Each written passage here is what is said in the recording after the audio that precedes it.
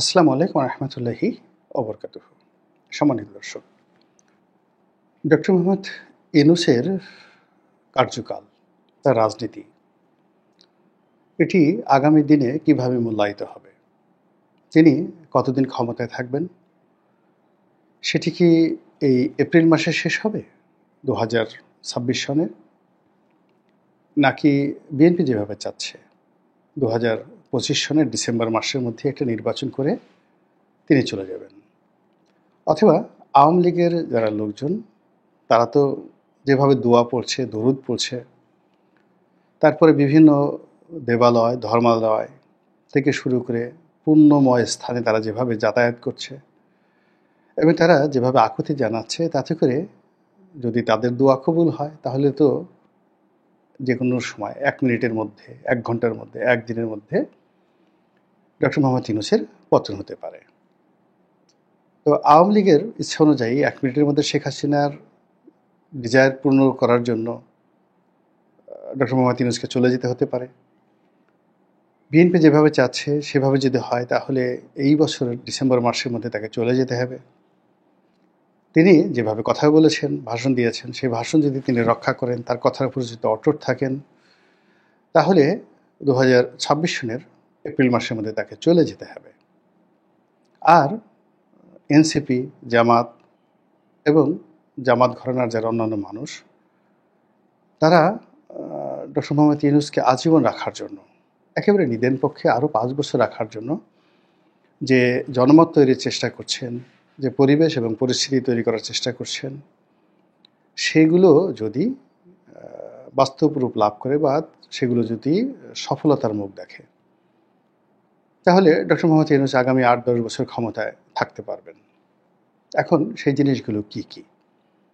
যেমন ধরুন, এখন যদি ডক্টর মোহাম্মদ ইউনূস বা সেনাবাহিনী যেভাবে হোক না কেন, তারা একটা স্টিম রোলার চালায় চাঁদাবাজদের বিরুদ্ধে, দুর্নীতিবাজদের বিরুদ্ধে, এবং গত কয়েক মাসে যাদের আঙ্গুল ফুলে বটগাছ হয়ে গেছে 10 মাসে, এবং শেয়ার মার্কেটের 1 লক্ষ কোটি টাকা যাদের হাতে গেছে, আওয়ামী লীগের ব্যবসা বাণিজ্য, সহায় সম্পত্তি যারা লুট করেছে, তাদের উপর যদি একটা অপারেশন ক্লিন হার্টের মতো গজব নাজিল করা হয়, মানুষ সৃষ্ট গজব, তাহলে পুরো মাঠ ফাঁকা।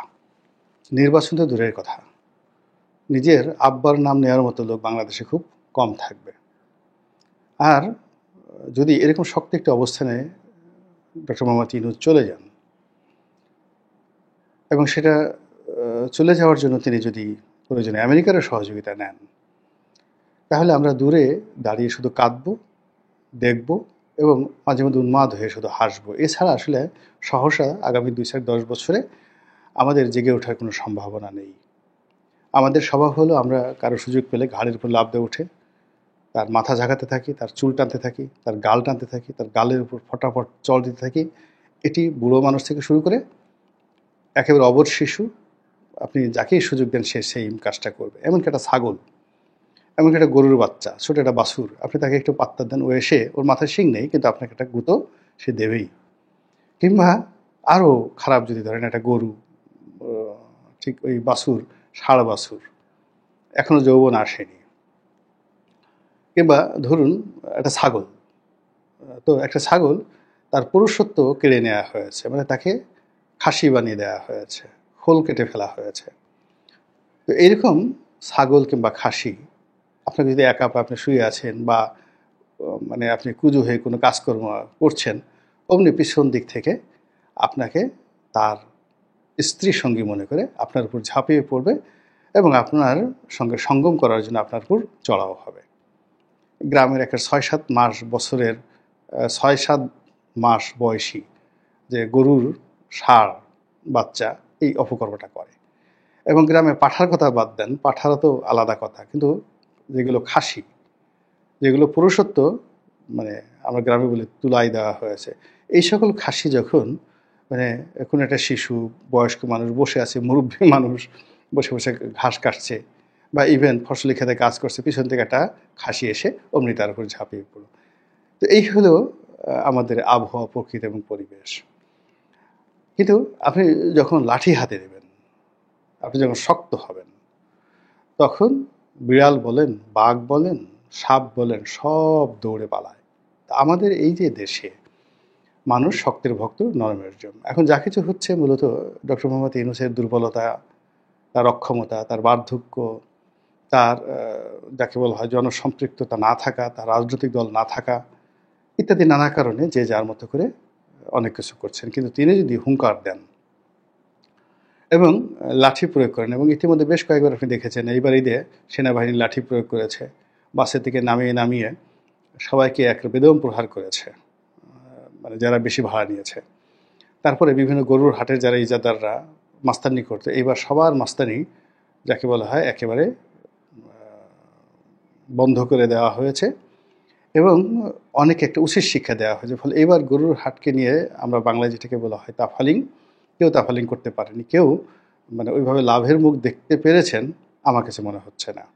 এইবার গরুর মার্কেটে যে সকল রাজনৈতিক পান্ডারা মানে ইজারা নিয়েছেন বা ইজারাদার ছিলেন, তারা সবাই মোরলেস আর্থিকভাবে ক্ষতিগ্রস্ত হয়েছেন আইনশৃঙ্খলা মানে স্ট্রং থাকার কারণে।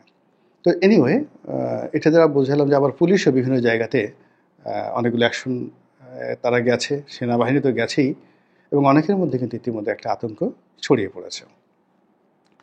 তো সেই আতঙ্ক যদি ম্যাটেরিয়ালাইজ করে ডক্টর মোহাম্মদ ইউনূস এবং ইতিমধ্যে যাদের বিরুদ্ধে প্রমাণিত অভিযোগ রয়েছে গত 10 মাসে, তার সঙ্গে সঙ্গে আগে যে মামলাগুলো আওয়ামী লীগ জমানাতে হয়েছে সেই মামলাগুলো, এমনকি যে মামলাগুলো 111-এর সময় হয়েছে সেই মামলাগুলো এখনও নিষ্পত্তি হয়নি, এগুলো নিয়ে যদি একটু টানাটানি শুরু করে দেয়, আপনি দেখবেন ইয়ানফসি করতে করতে পুরো মাঠ ফাঁকি। তখন ডক্টর মোহাম্মদ ইউনূস 5 বছর থাকবেন না 10 বছর থাকবেন, এটা আজরাইলের উপর, আল্লাহর উপর, আর ডক্টর ইউনূসের মন মানসিকতার উপর। হোয়াট এভার ইজ বেটার বা হোয়াট এভার ইজ আর্লিয়ার।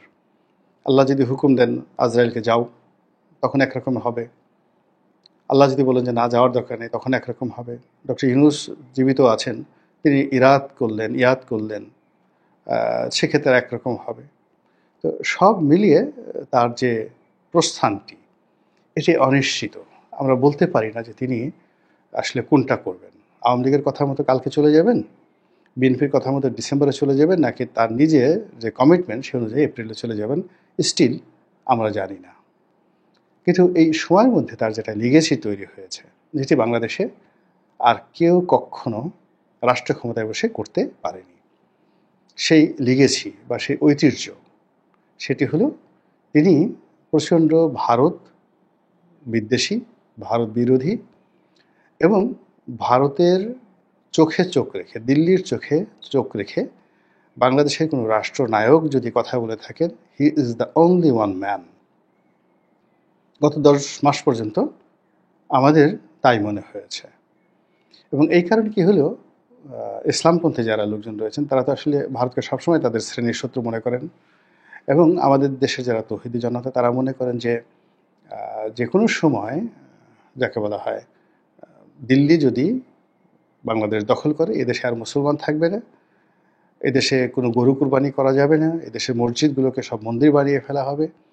এই যে ভয় এবং আতঙ্ক, সেই আতঙ্কের মধ্যে তারা একজন মোহাম্মদ বিন কাসিমকে দীর্ঘদিন ধরে খুঁজছিল, যারা দিল্লির চোখে কথা বলতে পারেন, দিল্লির চোখে চোখ রেখে কথা বলতে পারেন। তারা দীর্ঘদিন ধরে উমর ইবনুল হাফসুন, যিনি মরক্কোর বাদশা ছিলেন, খুব বিখ্যাত বীর, তো এরকম একজন লোককে তারা খুঁজছেন। তারা দীর্ঘদিন ধরে একজন খালিদ বিন ওয়ালিদকে তারা খুঁজছেন। তো সেই দিক থেকে doctor Mohammad Yunus most secular একজন মানুষ।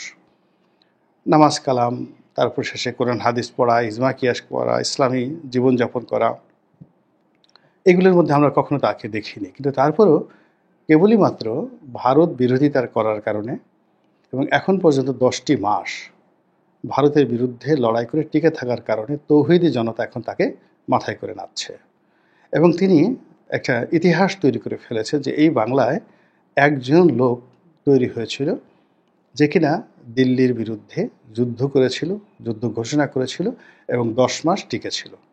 অবাক করার ব্যাপার হলো যে আমাদের বাংলার ইতিহাসে অনেকেই দিল্লির অধীনতা অস্বীকার করেছেন। ঈশা খান করেছেন, তার ছেলে মুসা খান করেছেন, ফখরুদ্দিন মুবারক শাহ করেছেন, শামসুদ্দিন ইলিয়াস শাহ করেছেন, তার ছেলে সিকান্দার শাহ করেছেন। এই কজনের নাম পাওয়া যায়। তো কিন্তু কেউ তারা শেষ পর্যন্ত সফল হতে পারেননি এবং সুদীর্ঘ সময় তারা টিকে থাকতে পারেননি। তো সেই থেকে আধুনিক এই জমানাতে, যেখানে আদিকালে দিল্লি থেকে একটি ফৌজ বাংলাদেশে এসে পৌঁছতে কখনো কখনো 3 মাস থেকে 6 মাস সময় লেগে যেত, আর এখন দিল্লি থেকে যে কোনো একটা টর্নেডো, যে কোনো একটা বোমা, যে কোনো একটা বোমারু বিমান, এটি খুব অল্প সময় 4-5 মিনিটের মধ্যে চলে আসতে পারে।